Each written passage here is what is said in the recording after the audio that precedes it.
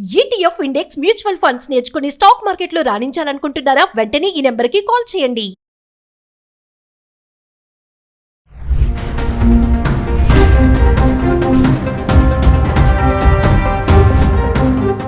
నమస్తే, welcome back to Suman TV. Present మనతో పాటు ఉన్నారు family counsellor, motivational speaker, public speaker Rajani Ramma గారు. నమస్తే మ్యామ్. నమస్తే నవీన. మేడం, కొన్ని విషయాలు చూడండి, ఎంత తెలివిగా చేసినా కూడా ఎక్కడో దొరికిపోతా ఉంటారు. అంటే నేను ఎక్కడ దొరకనులే, నన్ను ఎవరు చూడటం లేదే అని చేసి కొన్ని పెదవ పనులు కూడా చేస్తూ ఉంటారు కొంతమంది. అంటే భార్యకి తెలియకుండా, భర్తకి తెలియకుండా, కానీ ఎక్కడో చోట చిన్న మిస్టేక్. అలాగే ఇప్పుడు ఇన్సిడెంట్ చూస్తే ఒక ఆన్లైన్ పేమెంట్ ద్వారా ఒక 2 ఫ్యామిలీస్లో కూడా పెద్ద చిచ్చు పెట్టడం జరిగింది. అంటే డైవర్స్ వరకు వెళ్ళిపోయారు. ఒక్కసారి వివరాల్లోకి వెళ్తే ఏంటి ఆన్లైన్ పేమెంట్ ఏంటి, 2 ఫ్యామిలీస్లో మధ్యలో వచ్చిన గొడవలు ఏంటంటే? సాధారణంగా ఇంట్లోకి దేనికైనా ఖర్చులకి ఏదైనా ఎక్స్ట్రా అవసరాలకి డబ్బులు ఇవ్వమంటే ఇవ్వరు చాలామంది మగవాళ్ళు. ఎవరో 100కి ఒక 2-3% ఉంటారేమో ఫుల్ లిబర్టీగా భార్యకి డబ్బు వదిలేసేవాళ్ళు. మిగతా వాళ్ళందరూ దాదాపుగా ఇంటి ఖర్చులకి ఇవ్వడము, మిగతావి వాళ్ళు మెయింటైన్ చేయడం అనేది చేస్తుంటారు. అది ఏ స్థాయి వాళ్ళైనా సరే. ఎందుకు అనంటే భార్య మీద వాళ్ళకి నమ్మకం ఉండదు. మెయింటైన్ చేయటం రాదు, లేకపోతే ఏదైనా కొనేసుకుంటుంది, లేకపోతే వాళ్ళకి వీళ్ళకి ఇచ్చే మెయిన్ ఇదే. మూడోది వాళ్ళకి వీళ్ళకి పుట్టింటి వాళ్ళకి దోచి పెడుతుందేమో. ఇది ఎక్కడి నుంచి వస్తుందంటే వీళ్ళకి నేర్పుతారు చిన్నప్పటి నుంచి తల్లులు. డబ్బుల దగ్గర గట్టిగా ఉండరా, అది ఇది అని చెప్పి నేర్పిస్తూ ఉంటారు. దానివల్ల వీళ్ళు ఏంటంటే భార్యల దగ్గర డబ్బులు అసలు వదలరు. అమ్మో పుట్టింటి వాళ్ళకి పెడుతుందో, వాళ్ళ సిబ్లింగ్స్కి ఏమైనా పెడుతుందా, లేకపోతే సొంతానికి నగలు చీరలు ఏమైనా కొనుక్కుంటే, ఇది సెకండరీ అనమాట. నగలు చీరలు అనేది ఫస్ట్ అయితే అదే వస్తుంది.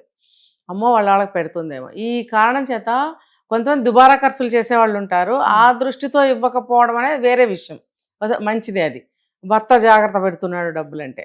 కానీ ఎక్కువ శాతం నేను చెప్పిందే జరుగుతూ ఉంటుంది. దాంతో వీళ్ళు ఇంకొకటి ఏంటంటే వీళ్ళ సొంతానికి వీళ్ళు ఏం వాడుకున్నా భార్యలకి తెలియదు. ఇంకా భార్యలు అడగలేరు, అడిగితే వాళ్ళని నోరు మోయిస్తారు. ఇంకా రకరకాలుగా గొడవలు అవుతూ ఉంటాయి. ఇప్పుడు ఇక్కడ మనకి ఈ కేసులో ఏం జరిగిందని అంటే అతను సెకండ్ సెటప్ పెట్టుకుని ఆవిడ గారికి ఏం చేశాడు, ఆన్లైన్ పేమెంట్ 200 రూపాయలు పెట్టి కండోమ్స్ ఏవో కొన్నట్టున్నాడు.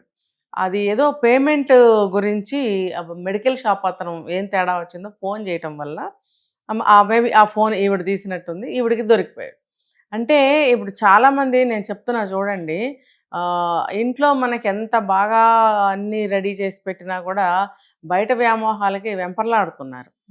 బోర్ అనమాట. రోజు ఇంటి ముందు ఉండేది అన్ని బోరు, కంటికి కనిపించింది ఎక్కడో ఏదో కొండ మీద ఉంది అంటే దాని మీద ఆశ, పరిగెట్టుకెళ్తుంటారు.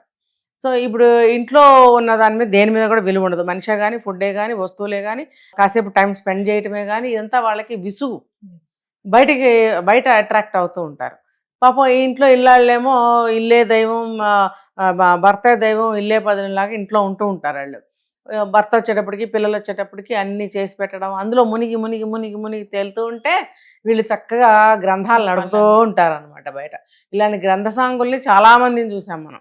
మరి వీళ్ళకి బుద్ధి ఎవరు చెప్పాలి? అయితే ఇతను చేసిన భార్యకి తెలిసి నిలదీయటం వల్ల ఇదంతా బయటపడింది.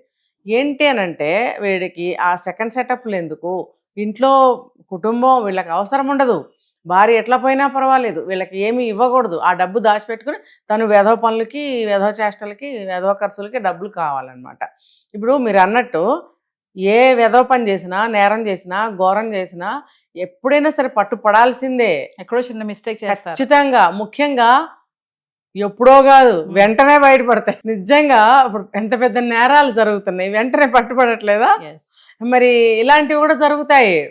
ఇప్పుడు ఈ అనుభవాలు అంటే సేమ్ ఇలాంటి కేసే కాదు, చాలా చాలా విషయాల్లో వెంటనే ఇంట్లో తెలిసిపోతూ ఉంటాయి భర్తలు చేసే పనులు.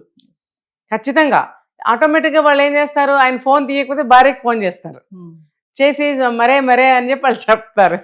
కొంతమంది భర్తలు ఉంటారు మేడం, అందరూ కాదు, కొంతమంది. అంటే ఫోన్ రాగానే పరిగెత్తుకుంటూ బయటకి వెళ్ళిపోతారు. ప్లస్ ఫోన్ ఎవరిని చూడనివ్వరు, ముఖ్యంగా భార్యని లాక్లు పెడతారు, అన్నిటికీ లాక్స్, స్క్రీన్ లాక్. ఫోన్ వస్తున్నా కూడా వాట్సాప్ కి లాక్ ఉంటుంది. కొంతమంది అయితే ఫోన్ వచ్చేది కూడా తెలియదు, ఎవరు ఫోన్ చేస్తున్నారో కూడా తెలియదు. కొంతమంది ఉన్నారు ఇలా పెట్టుకున్నారు. అందరి గురించి కాదు, వాళ్ళు అందుబాటులో పెట్టుకుంటారు ఫోను. అది కొంచెం లైట్ వెళ్ళగానే నాకేదో వచ్చిందని ఫోన్ లిఫ్ట్ చేయడము, లేదా టింగ్ అని ఒక చిన్న బెల్ లాగా పెట్టుకుంటారు. అది కూడా జస్ట్ ఒక స్పాట్ లాగా టింగ్ అంటుంది, అంతే, ఎక్కువ లాంగ్ కూడా ఉండదు, అది షార్ట్గా. Yes. ఆ టింగ్ అనేది వాళ్ళకి ఎక్కడ ఎంత దూరంలో ఉన్నా వాళ్ళకే వినపడుతుంది, ఎందుకంటే కాన్సన్ట్రేషన్ దీని మీద పెడతారు కాబట్టి ఫోన్ ఎక్కడున్నా వాళ్ళే వచ్చేస్తారు. ఈ టింగ్ అనేది మనం పట్టించుకోం. వంకాయ కూర వేపుడు అయిపోతుంది, లేకపోతే పప్పు మాడిపోతుంది, మనం ఈ రందిలో ఉంటాం, లేకపోతే పిల్లల వాళ్ళ ఉంటాం. మగవాళ్ళు చేసేది మగవాళ్ళు చేస్తూ ఉంటారు. ఏది ఏమైనా నేను రెండు వైపులా చెప్తాను, భార్య అనేది కనిపెట్టుకుంటూ ఉండాలి. ఇప్పుడు పొయ్యి మీద నువ్వు వంట చేయగలుగుతావు, ఇటు బాత్రూంలో వేడి నీళ్ళు పట్టగలుగుతావు, పాలు పొంగినా తుడుచుకోగలుగుతావు, పిల్లలకి నువ్వు బట్టలు వేయగలుగుతావు, బాక్స్ కట్టగలుగుతావు, పాలు తాగించగలుగుతావు, అన్ని ఒకే టైంలో చేయగలుగుతుంది స్త్రీ. ఇక్కడ ఒక కన్ను ఒక చెవి ఎందుకు పెట్టలేకపోతున్నారు? పెట్టాలి. ఎందుకు పెట్టలేకపోతున్నారు అంటే భర్త తన పిల్లలకి తండ్రి, నేను తల్లిని, అతని తండ్రి, అతను అలాంటి పని చేయడు, మేము భార్యాభర్తలు, మేము నమ్మకం, ఆ నమ్మకంతో వాళ్ళ మీద కాన్సన్ట్రేట్ చెయ్యం మనం.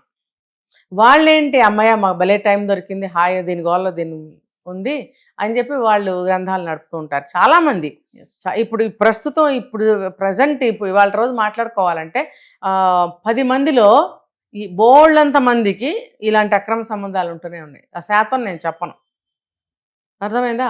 10 మందిలో బోళ్ళంత మంది అంటే అర్థం చేసుకోండి. ఇప్పుడు ఇక్కడ ఈమె విడాకులు అడుగుతుంది, అటువైపు ప్రియురాలి భర్త కూడా విడాకులు అడుగుతున్నాడు. ఖచ్చితంగా అడుగుతారు. ఇప్పుడు ఏమవుతుందంటే 2 కుటుంబాలు కూడా విడిపోవడమే కదా.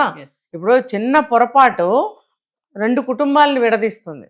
అనవసరమైన మనస్పర్ధలు, రిలేషన్స్ తెగిపోవడము, పరువు పోవడము, ఇంకా మానసిక వ్యధ, పశ్చాత్తాపం, పిల్లలకి తండ్రి లేకపోవడం, తల్లి లేకపోవడం, అసలు ఎన్ని అనర్థాలకు దారి చూడండి. ఒక చిన్న తప్పు జీవితకాలం కూడా అది సరిపోదంట ఆ శిక్ష. జీవితకాలం ఆ శిక్ష భరిస్తూనే ఉండాలి, దానివల్ల వచ్చిన రిఫ్రిగేషన్స్ ఏవైతే ఉన్నాయో. కాబట్టి ఎవరైనా సరే మీరు ఆన్లైన్ పేమెంటా లేకపోతే బై హ్యాండ్ ఇస్తారా, ఇది కాదు ఇక్కడ. నువ్వు ఎలా చేసినా పాత రోజుల్లో ఆన్లైన్లు ఏమి లేవు, అప్పుడు కూడా ఈ పనులు చేసిన వాళ్ళు లేరా, పట్టుబడిన వాళ్ళు లేరా? ఏ రోజుల్లోనైనా ఏ విధంగానైనా బయటపడతారు. కాబట్టి ఈ పేమెంట్ ఎలా చేస్తున్నాం అనేది కాదు ఇక్కడ, ఏం కొన్నాము ఏం ఇచ్చాము అనేది ఎన్ని కాదు. అసలు మనం ఎలా ఉంటున్నాం.